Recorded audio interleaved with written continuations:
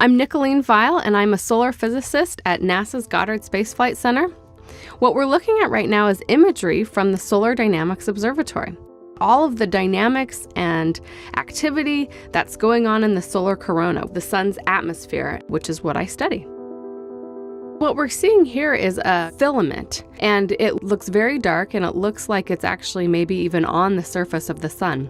But we can see as the sun rotates around that actually it's suspended high up in the atmosphere away from the surface. When viewed from this angle, we call them prominences. This material is held up in the corona by twisted magnetic fields.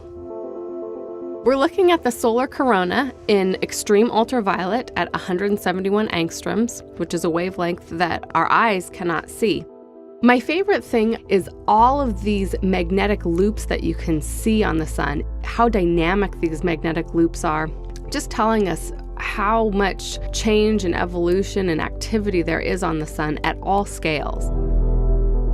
We can see on the northern part of the sun that a prominence rotates onto the disk of the sun and then it erupts in a giant coronal mass ejection. And all of that magnetic energy and all of the plasma that was trapped on those magnetic field lines launches out into the solar system.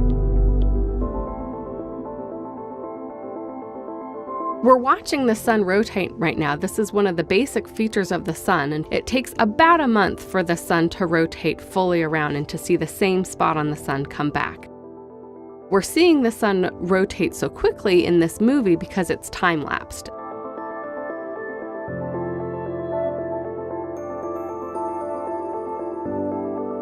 When the sun jumps around, that's actually the Solar Dynamics Observatory moving around and pointing in different directions. Sometimes they have to point away from the sun so that they can calibrate their sensors, the cameras.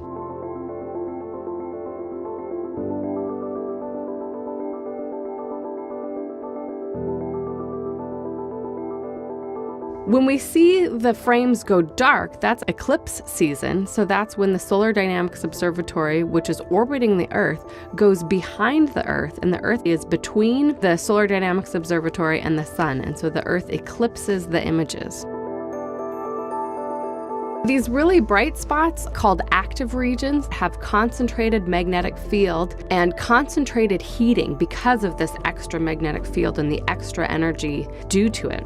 There are more active regions during solar maximum and fewer active regions during solar minimum, and often these active regions can lead to solar eruptions such as solar flares and coronal mass ejections. I study the coronal heating problem. That is, why is the solar corona so much hotter than the solar surface below it? And we know that it has to do with the magnetic field, which is constantly dynamic and evolving and ejecting energy into the solar corona. And you can really get a sense of that when you watch these Solar Dynamic Observatory movies.